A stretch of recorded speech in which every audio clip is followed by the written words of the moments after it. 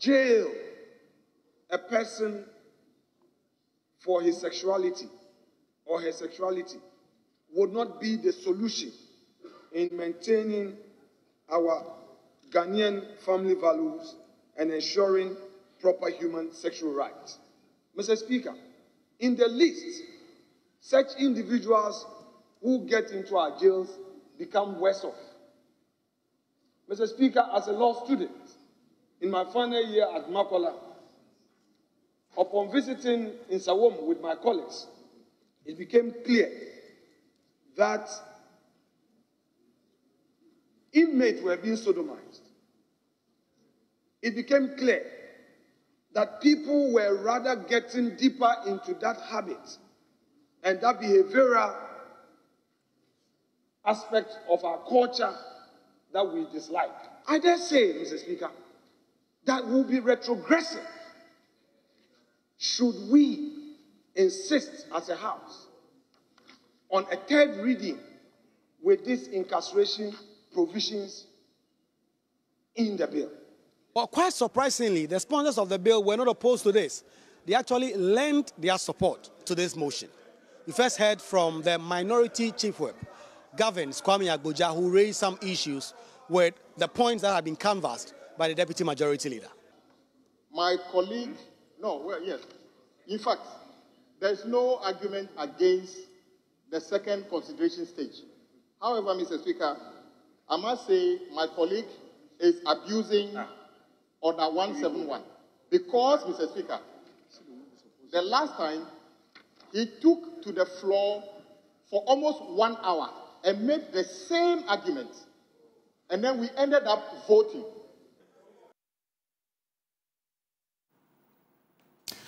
Right. So this is where we move to. Is it really the case, Sam George, and he is one of the sponsors of that bill? It's a bill that many Ghanaians have had issues with. Proper human sexual rights and Ghanaian family values bill.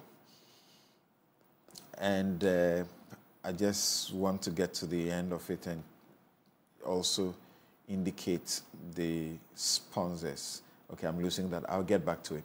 Is it really the case that, so those who are sponsoring it at the Honorable Samuel Nete George, MP for Ningo Pram Pram, Honorable Dela Ajua Soa, MP for Kwando, Honorable Emmanuel Bejra, MP for Ho West, Honorable John Tim Fojo, MP for Asen South, Honorable Al-Hassan Saibu Suhini, MP for Tamale North, Honorable Rita Na Odole Soa, MP for La Dade Kotopong, and Helen Ajua Intoso, MP for Krachi West. Did you mention Roxanne Nelson Dafiamapo, MP for Saldai. He is the last on the list there.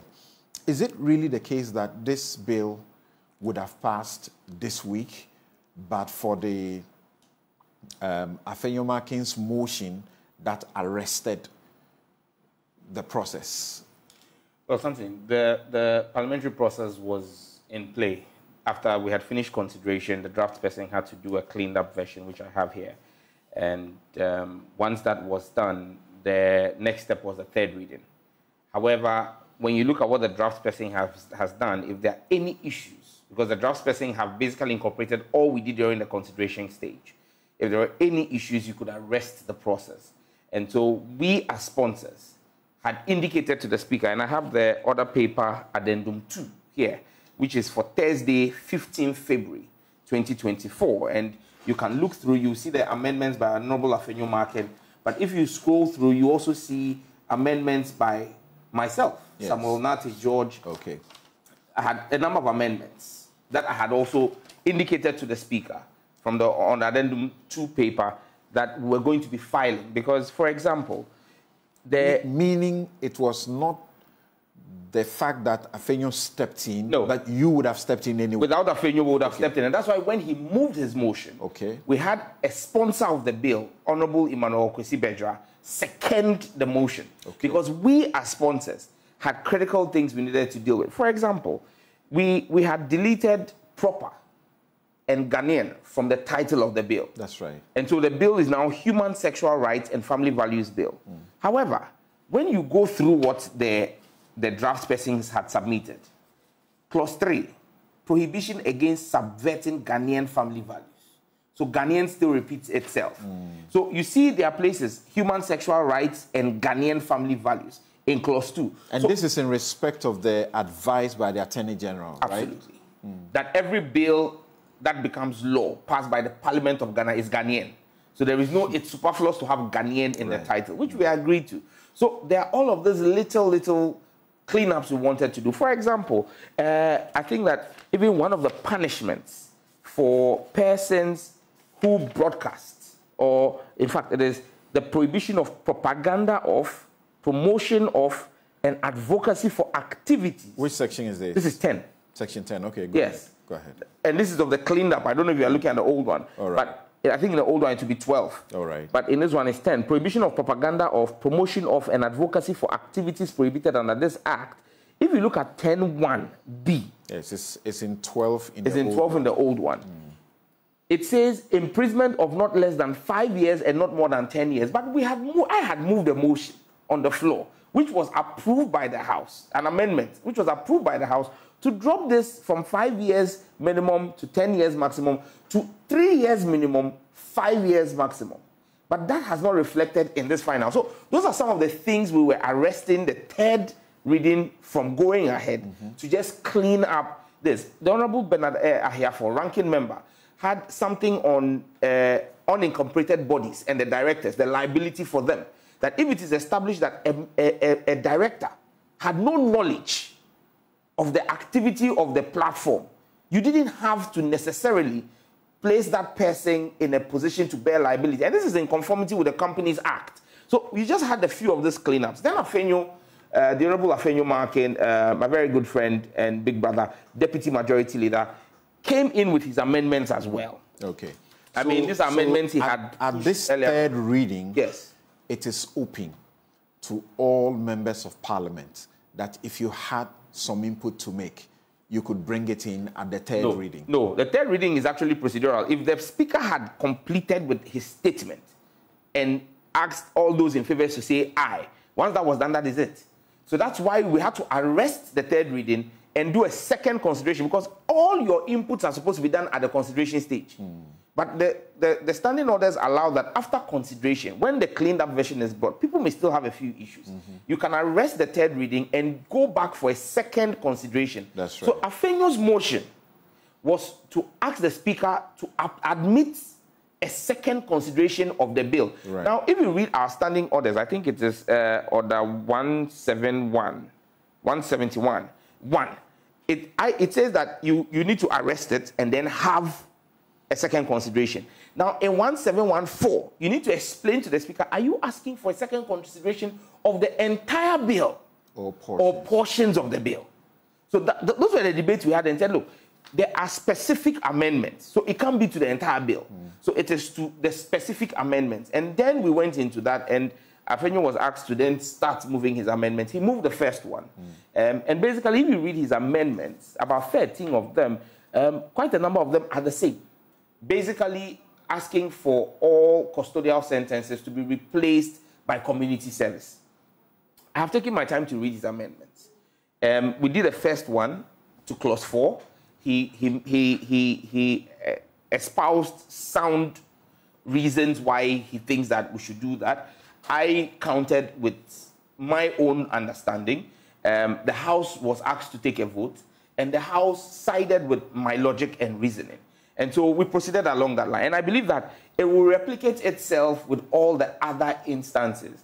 Some of his amendments, again, and with the greatest of respect to my senior and very learned honorable member, when he goes about to discuss what he means by counseling and communal sentence and counseling, and goes on to have a counseling program.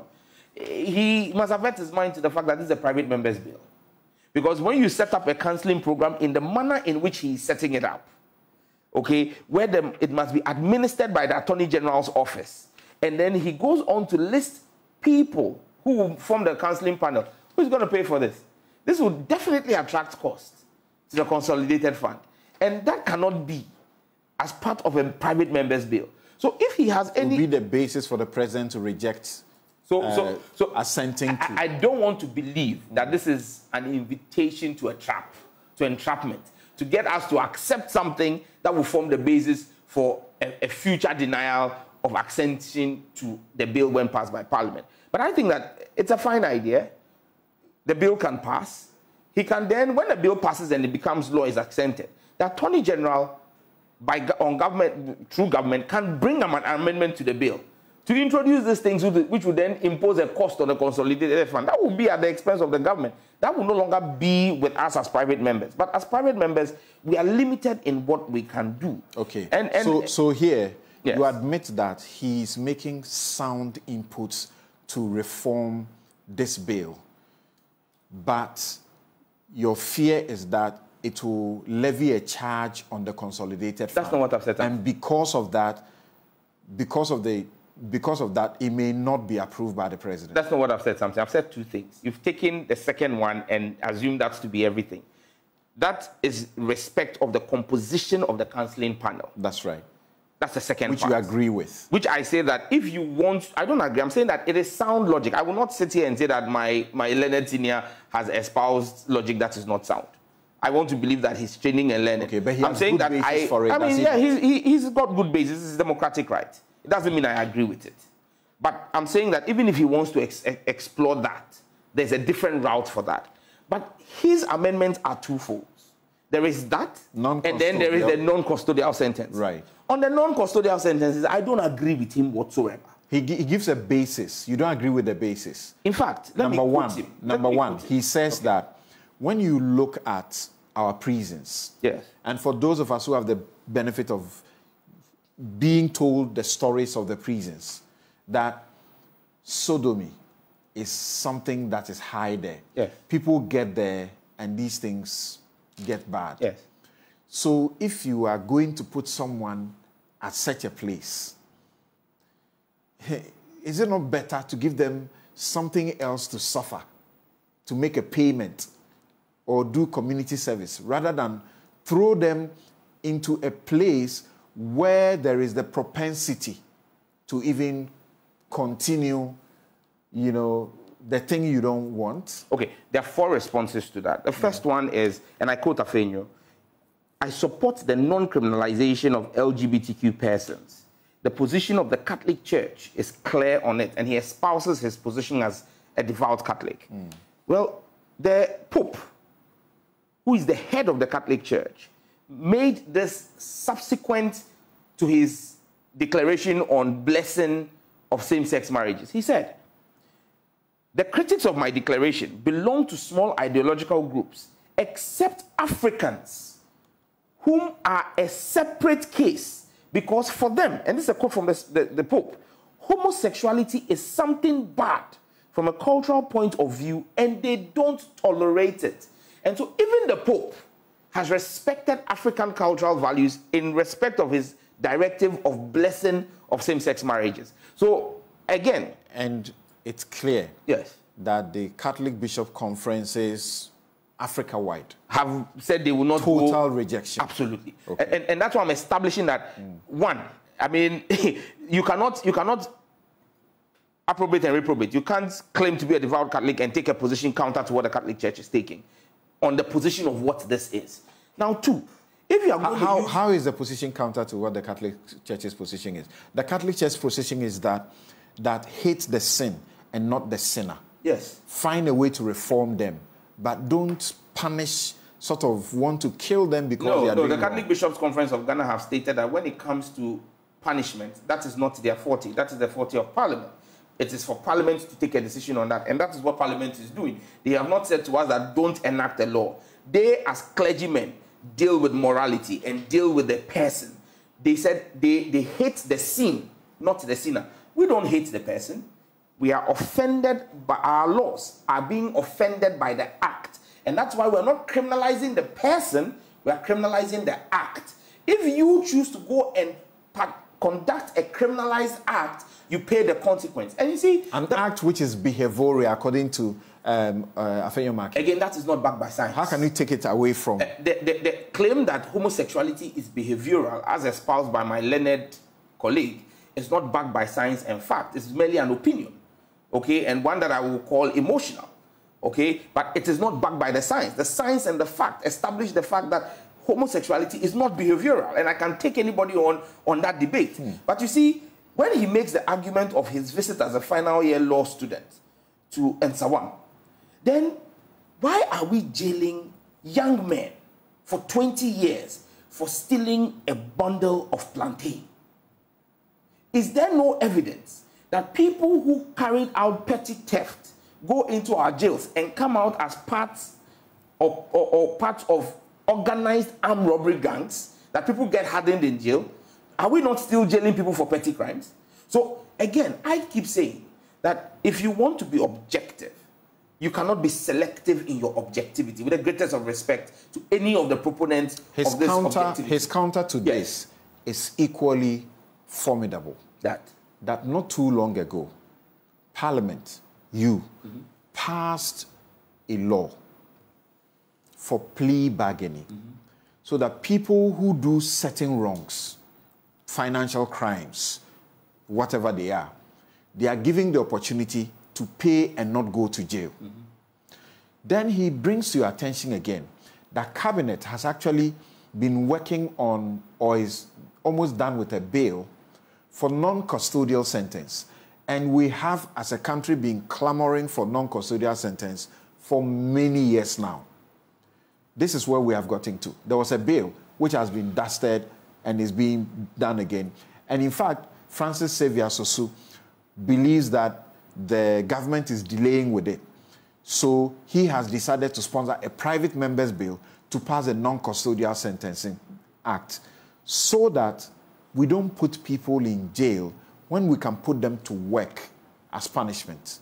Yes, so I believe that if you look at the plea bargain bill, for example, or law, for example, that deals largely with financial things. There was a feeling that people think, well, I can steal from the state, go and do 5 years, come back and enjoy the booty that I stole. But what is it that the state wants? The state wants to recover that which has been stolen from the taxpayer. And that's why we say, if we can recover that, then that is really what our intent is, so that people don't just go in. And there have been several instances of people being in prison for 5 years after stealing hundreds of millions. They spend the whole 5 years in a private ward in a hospital, claiming that they are sick. Basically on the 5-year vacation. Plea bargain does not apply to all offenses. It does not apply to all offenses. Not even rape, defilement. No, because you cannot restitute sin. Now, when someone has defiled, and for example, if you look at some of the offenses that he's saying we should take away custodial sentencing, the person has sodomized a minor. How then do you say we should do community sentencing for that? How do you gain restitution? And you see, legislation that we are seeking to pass must not only be reformative, but must be deterrent enough. And on this network, I think with Evans Mensah, when he interviewed me, I stated, and something, I'm sure you would bear witness to this, that there are days we wake up and Shinikitrayim. You 10 is not 10. You don't have anything and you have needs. You see that there's needs in the house. But you know that it's not end of month, payday hasn't come. Why don't you walk to the bank next door, take a stick and hit the teller on the head and say, give me this money. And don't worry, when my salary is paid, I'll come and restitute. And I will do community service of coming to clean the toilet in the bank every time. Why don't you do that? Because you know that two things could happen. You could be picked, your face could be picked on the CCTV, the police would do an investigation and arrest you and prosecute you and jail you. And you would lose the family that you were trying to even go and steal for, lose them in the process. So you won't go. Worse off, there could be an armed police guard in that bank who could open fire on you and legitimately end your life. So that in itself is deterrent enough to let you say that, oh, in that case, Charlie Evans, today, can I get a soft loan of 100 Ghana, or go to HR and finance to find Papa? the deterrent factor in the punishment for armed robbery or the punishment for any of the crimes that we talk about is the reason why we all are not going into a state of chaos where everybody is just taking the law into their own hands to hope that they can do restitution. Don't you also think that on another leg? Yes. So first, the country says it wants to be progressive. Yes. And is seeking to pass non-custodial sentencing law so that instead of throwing people in jail, we'll let them go and do some work, give them a little fines here and there. He says that is retrogressive. And you can find that that is sound because of the country's policy. You are against that. You say that shouldn't work. Now, there are those who are asking the question, and somebody just sent me this message. Kweku Enchimbo Esiako. He says, but sodomy is already punishable under the current law. Chapter 5 of the 1992 Constitution protects my freedom of speech and thought. So how can the anti-LGBT bill, if it becomes law, forbid me from speaking and expressing my thoughts against that law? Is that provision of the bill not inconsistent with the Constitution? That's where the question about whether you are seeking through this bill the backdoor to steal in criminal libel. And some say marking may be helping you because you may just pass it and somebody will go to the Supreme Court and this bill will be struck down.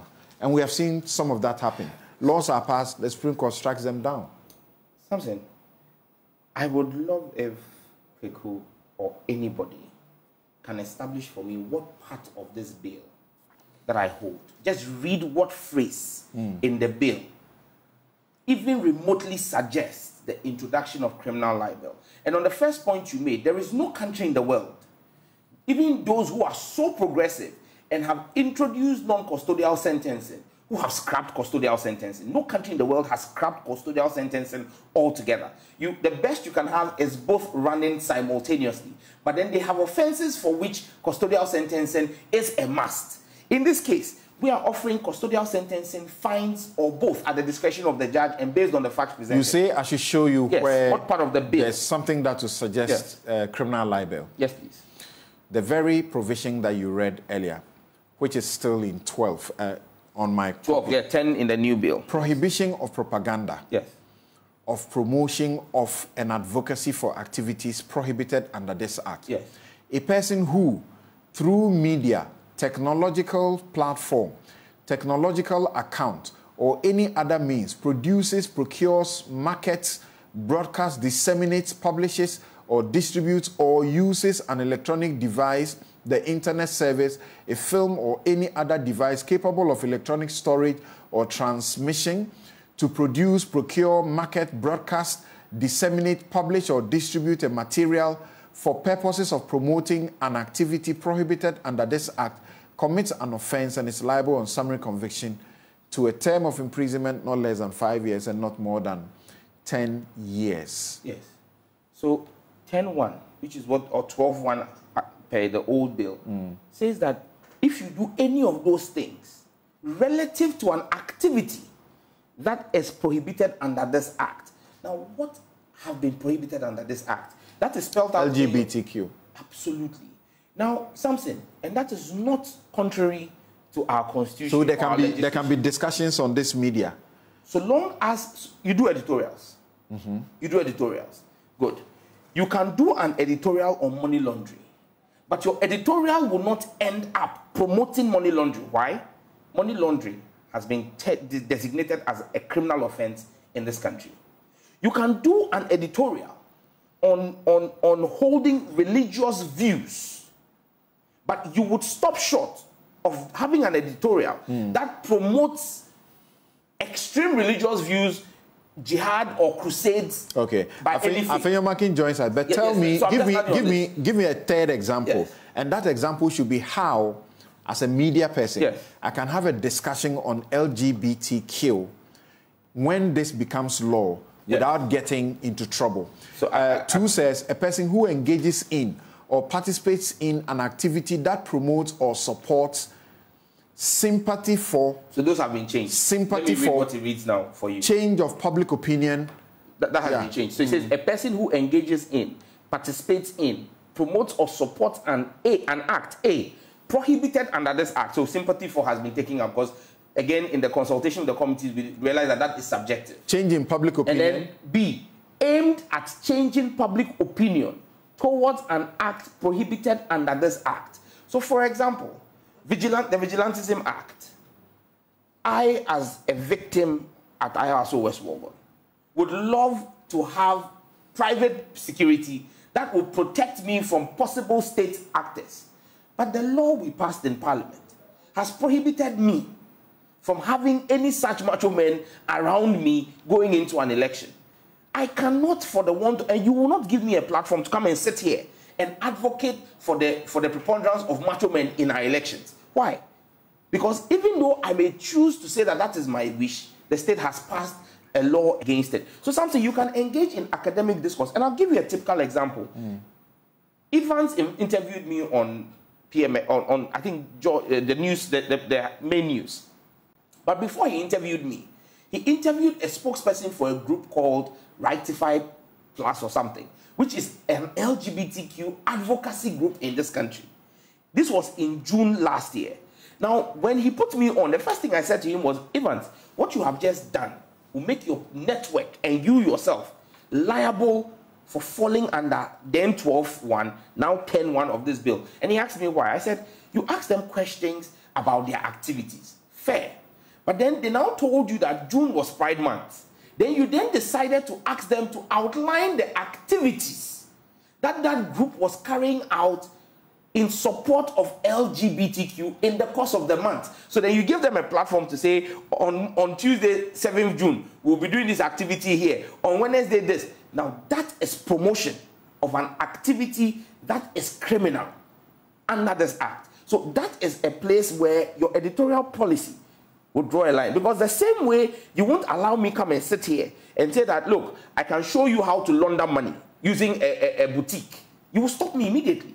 It is the same way you must be willing and able to draw the lines for persons when they want to cross. So you can have academic conversations, you can have academic discussions, you can have an editorial on what it is about chromosomal structure and whether X, Y, and XX are the only known chromosomes or what XXY and XYY constitute. You can have an academic conversation. I can have a conversation and say that, and allow somebody to say that their investigation, scientific or otherwise, shows that LGBT behavior is behavioral. Yes, but they'll have to show you what scientific. They should show you what scientific evidence, because it should not just come and be an opinion that the person is just sitting here and expressing an opinion for it. Again, mind you, the word is the promotion of it. Promotion of something. I can come and talk about something without promoting it. Something. I can sit here. But in this law, yes, is it not very obvious that once you say something that is contrary, you know, to that sort of in favor of these people, then you are committing an offense. The same way as a journalist, you have restricted yourself on money laundering, on anti-terrorism, on vigilantism, on all kinds of subjects. I can talk about the things that those people do in the money laundering world. Yes, but you don't promote it. I can talk about it. Absolutely. But in this law, it is obvious. Once I talk about that, there is no I'll be caught for promoting it. There is no part of the law you've read that I can publish the images. I can publish the images of people caught in money laundering. Yes. I can publish whatever it is. You publish it to what end? Are you publishing it to speak about the substance? Because you think that it is an ill in society. But here, yes, I will be caught by this law. How? Afia Making, thank you very much for making the time to join us. Okay, so I understand his line just failed. Something, once we try to get him back, if you read 13, which is like 12, which is 11 here, okay? Yeah. It talks about prohibition of propaganda of, promotion of, and advocacy for activities directed at a child. Yeah. Something. Why would anybody want to publish material directed at a child to evoke the interest of the child in an activity prohibited? So if anybody came to sit here and was trying to teach children that it is fine and okay for a girl child, that's a different level of the provision there. Yes. So look at our Constitution, chapter 12. Yes. Article 163. It says all state-owned media shall afford fair opportunities. In my constitution, I have highlighted fair opportunities. And facilities. Facilities I've highlighted. For the presentation of divergent views, I've highlighted divergent views. And dissenting opinions. Why should I live in a democracy where I cannot have a view different from your view that you are now constituting into a law? Because a divergent view could be that Bawumia is the best man to lead Ghana. My divergent view is that no, John Mahama is. That has not offended any law of the land. So the Constitution is not read in parts, but read as a whole. Your freedom of speech is not, in fact, they say your freedom of speech ends where mine begins. And so your freedoms are not absolute. Even your freedom to life is not absolute. Every freedom in the 1992 Constitution of Ghana is curtailable. So long as, and if you read it, the Constitution, I think in chapter 5, actually imposes limitations on all the freedoms there. Public health, public safety, and public morality.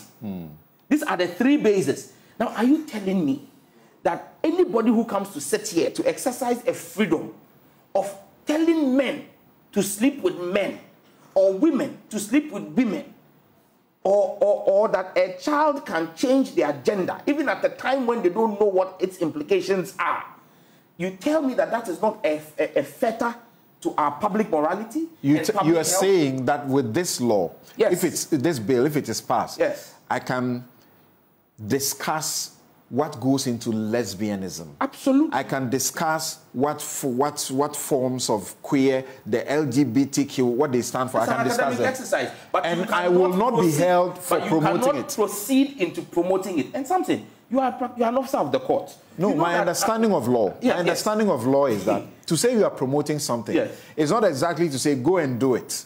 So something. So this law, you will not be the one implementing it. Absolutely, and that's the point I'm coming to. As an officer of the courts, you know that when someone is accused of promoting another's law, or this bill when it becomes law, you're not just going to be picked off air and thrown into Sawamo. You will have your fair day in court. The point the I'm tape making will be played. The judge will determine based on the facts of the case whether what you did constituted an editorial piece as a journalist or whether what you did constituted promotion. The judges will determine. That is why. And I'm suggesting to you. I'm suggesting to you. I can have boys. I'm suggesting to you, Sam George. You can arrest I'm suggesting to you, Sam George. What you appear to suggest here, that is permissible under the law, will suffer after you have passed this law. Well, we live in this country. We'll see how it goes. Something there is, and I keep asking you. You and your station, at least I am 100% clear in my mind. I may not be your biggest fan, but I am clear in my mind that you will not allow anybody come and sit on this platform and promote money laundering. Okay. Even though I can come, when I was on your show, I spoke about real estate.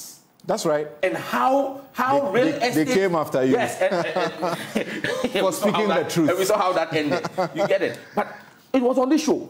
I spoke about the empty threat is who you. Exactly. How the real estate industry is used as a tool of money laundering. Did I promote money laundering on the show? But I discussed money laundering in its entirety. So that is for you and for our viewers who watch that show, a classic example of how you can have a conversation on the subject matter without promoting it. Don't you think this is the more reason you should be tolerant of those who, like Afenyo Makin, who is asking you, pause. Let's look at this. Let's look at that. Let me bring on. Let me bring on. He's not against it. I know. He's not against it. This he said that when we find you guilty, Michael, we should give you a non-custodial sentence. Right. Thank you very much. Let me bring in a gentleman I had introduced earlier, Dr. Michael Jan Nyako, human rights researcher, Center for Human Rights, University of Pretoria. Thank you very much for making time to join us, sir. Thank you very much for having me, Samson. Great. Good morning. Right. So let's have your take on this, new debate in Parliament about making sure that this bill, if it becomes law, the punishment should be a resort to non-custodial sentencing rather than putting people in jail, and the questions of the potential, clawback on the rights of speech, libel, criminal.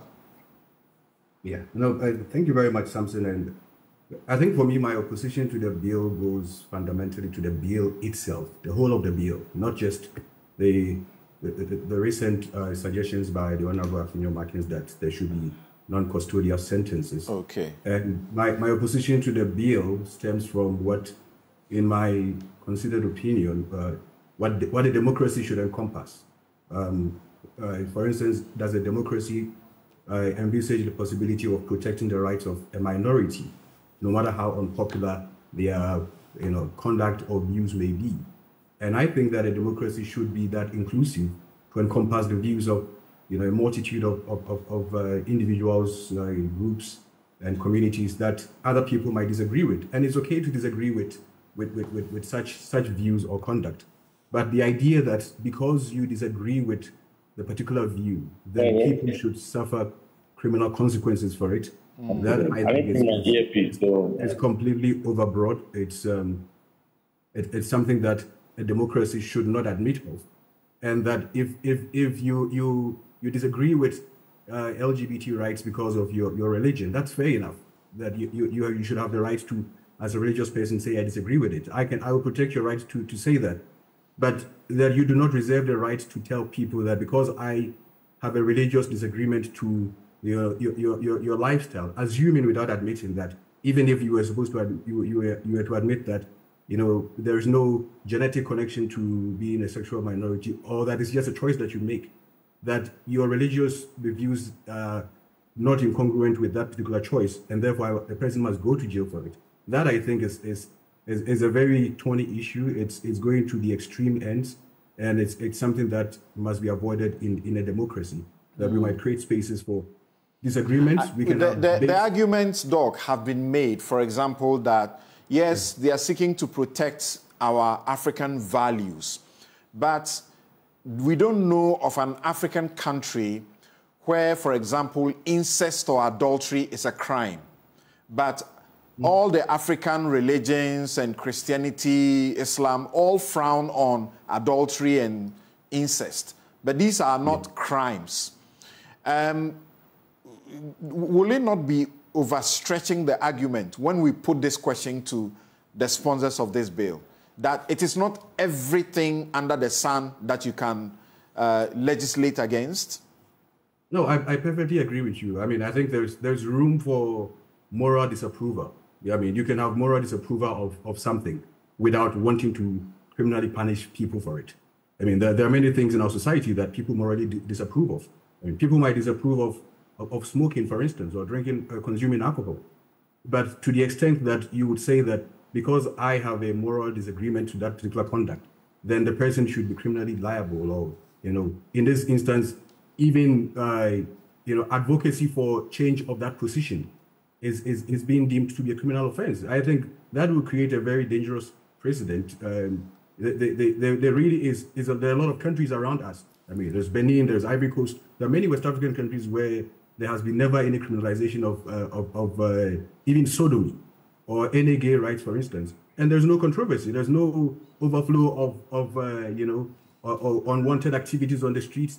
I think there's this sensationalism that is, used to advocate against LGBT rights, as though, gay people are just some people who are just looking to offend our sensibilities. Meanwhile, what gay people are asking for is just to be left alone to live their lives, as long as they are not hurting anyone or causing harm to anybody.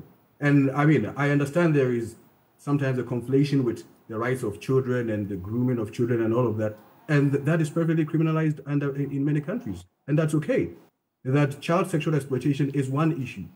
But what should consenting adults, grown men and women, or whichever gender identity they might belong to, what should they be able to do in the privacy of their home?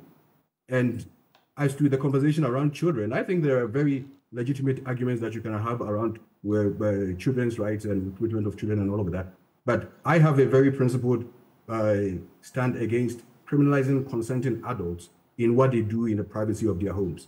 and that you have a moral disagreement to it is fine. I think you should be able to even preach against it in church or in your community if you want. That is your right to free speech. But you shouldn't get to say that because you have a religious disagreement to it or you're culturally opposed to it, then people all of a sudden become criminals. Because we must have a standard for what we call a criminal offense. That we think this conduct is a crime because it causes harm to other people. You know, not just that it's because we don't like it or we think of it as for want of a better expression, an abomination. There are many things that we think of or culturally believe to be taboos, but none of them is a crime. You know, there are social consequences for certain conduct without us involving the state's criminal law as a tool to use to punish people for things that, you know, fundamentally sometimes is not within their own purview to change. And I mean, I would admit that the science is still very unclear on whether there is a genetic link, you know, to how people become identified as a particular sexual orientation. But even if they would choose it within their own free will, I don't think that is enough basis for them to become criminals all of a sudden. It's really is overbroad. It sets Ghana back in our democracy many, many years, and I think that we should not be going in that direction at all. Okay, so from getting to know the position that you hold, obviously, then there cannot be an argument over here. He's completely against the bill. I just want to make it's not about... No, yeah. I'm not going to argue with that. Yes. But and I mean, I've shared the platform with Doc before. Yes, in a minute. Doc, you made reference to drinking alcohol, for example. Drinking alcohol is not necessarily an offense, but when you drink and drive, it becomes an offense. And so we clearly are not opposed and are not interested in what two consenting adults do in the confines of their privacy. Sam George and the other 7 members who are sponsoring this bill and the majority of Ghanaians are not bedroom policemen. What we are offended by is when these same consenting adults take what happens in the confines of their bedrooms and want to make it an issue of public policy, then public legislation would apply to it. So when you start the advocacy for what should be a private matter, and Doc, I know you're a straight man. You have not identified yourself on this interview based on your sexual preferences in your bedroom. But that is not the same case with the other persons, because everything about them must be defined by the privacy of their bedrooms. When you bring the issue of the privacy of your bedroom into public discourse, public policy will apply to it. And then the question of, does LGBTQ hurt anybody? Who does it hurt? Gay people just want to live their lives without offending anybody. Doc, maybe you need to visit Accra, and I'll take you to a few places. And then you will see how your sensibilities as a straight man will get offended by what is the outward display. And that's why in our bill, we have indecent exposure. And something as a lawyer, you know that indecent exposure doesn't apply to only homosexuals. Even as a heterosexual man, there are indecent exposures for which I can be liable and criminally prosecuted. But if you ask, does LGBTQ hurt anybody? Yes, it does. The science shows it from the CDC of the United States. It shows that people who engage in homosexuality are 400 times more likely to get HIV/AIDS. Yes, it shows that persons who are engaged in various forms of homosexuality are 60 times more suicidal than heterosexual men. Yes, it shows that persons who engage in homosexuality are 40 times more likely to be obese or substance abusers. So yes, there is a public health crisis associated with LGBTQ. Again, you ask that question and I ask, in the US, for example, what is it that hurts anybody for someone to be polygamous? Yet the US is sentencing polygamous people to 6 years to 10 years in jail, not giving them a community sentence. So you cannot approbate and reprobate. So it cannot be that Ghana, as an independent sovereign nation, is passing legislation that enjoys at least 93% approval from its citizens. And then we say that we are going to be set back. Set back by what? The ultimate international legislation on human rights is the UDHR, the Universal Declaration on Human Rights by the UN. It's 75 years this year. Doc, there are 30 rights, 30, as enshrined in the Universal Declaration of Human Rights. None of them bestows a right on the basis of gender identity or gender preference. Okay. So where from this talk about rights? Okay. So we will not go that route again because we have done that debate and over. When I was talking about adultery, I mentioned incest in the same breath. Incest is actually a crime. Yes. It's an offense. Yes, Afenyo Marking joins us. Thank you very much. Now, what do you say to the reaction to your two-pronged issues for review of the bill before passage? Non-custodial sentence in tandem with the fact that Ghana is seeking to pass community sentencing law so that we don't put people in jail, but rather we put them to work to reform them or just a fine. And also that there's a potential of criminal libel being smuggled back after we repealed it in 2001, is it? Through Nana Addo Dankwa Akufo-Addo as Attorney General. Yes, Afia Marking. Well, Samson, thank you for the opportunity. I believe you've made a point already. It's just a matter of reiterating what has already been put out there.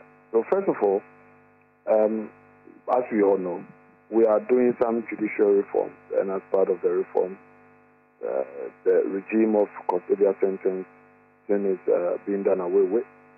And I hold a view that the main object of the bill, which we all agree, is to ensure that as a country, we go on a certain path of our value system and determine our certain cultural rights and say that, look, this is unacceptable to us as a country. I believe that all 275 MPs agree with that.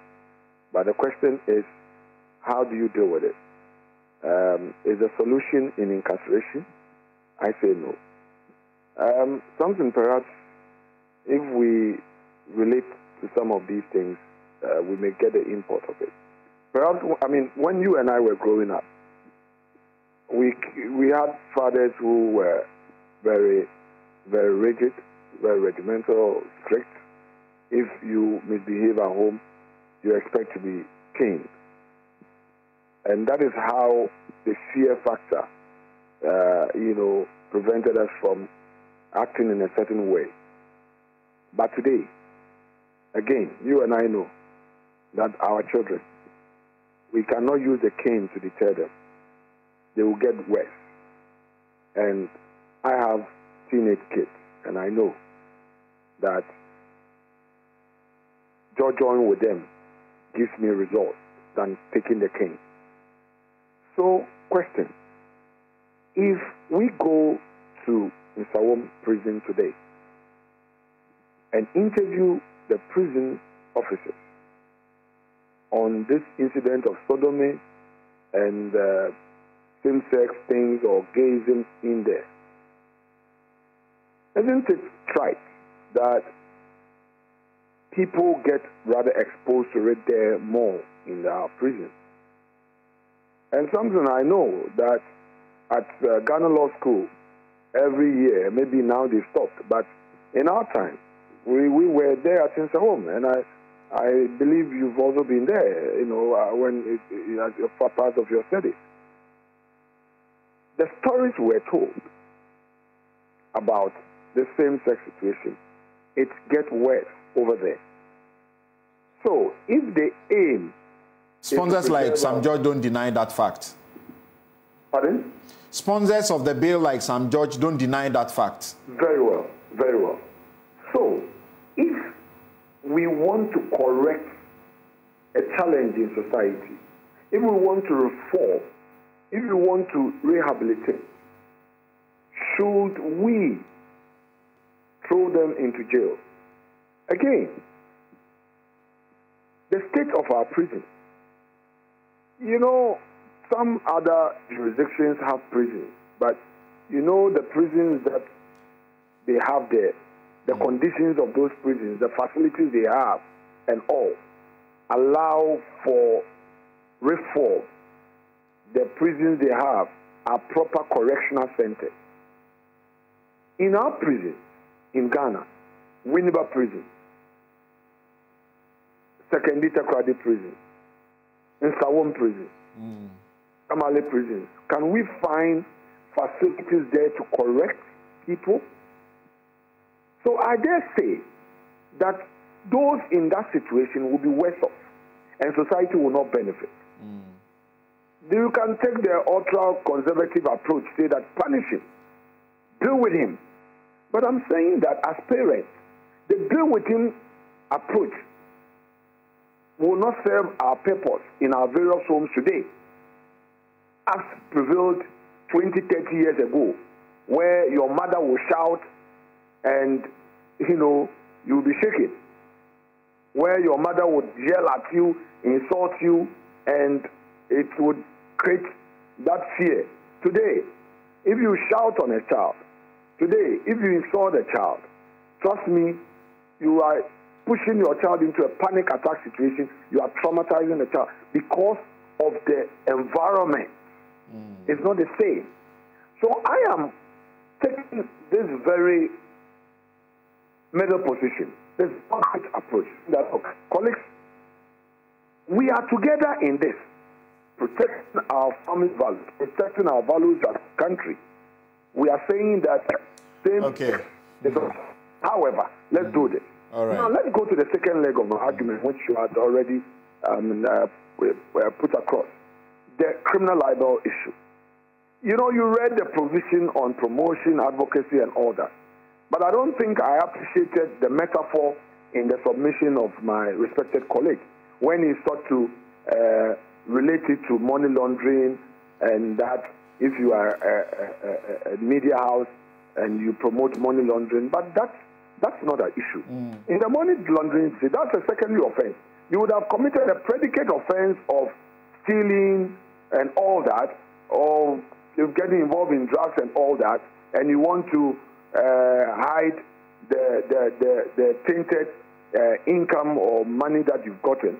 But this is a right issue, a human right issue, that the person is saying that, no, this is my right, inherent right. This is a right in the Constitution. That you say, no, you cannot do it.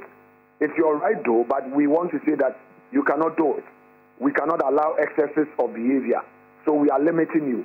If it is the case, then why incarcerate me? Why not create a platform where society can help me to integrate? And I'm saying, which of us here, something you or any bishop, any imam will say that a son, a daughter, a niece, an auntie should be seen being sentenced into prison? No. Okay? So let's be empathetic. Let's look at the ways to go to deal with it. Okay. But if you say the media house, talking about it, will have to go to prison.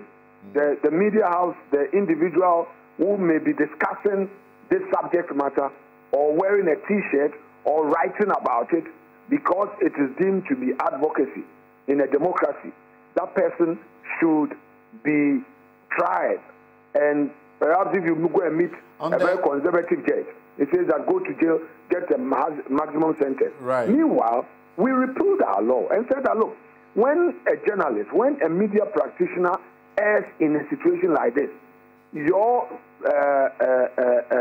can recourse, go to the civil court, and then, damages may be available for you, and the court may get you some compensation instead of reporting you to the police.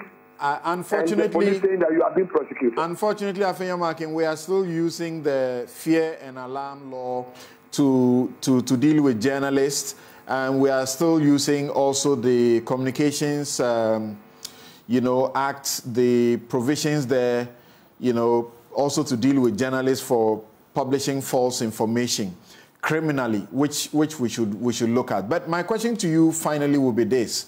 If you can be very brief about that. The question is, we accept that these are our morals, and these things offend our morals. You accept that point to yourself. So you say you are not against the bill.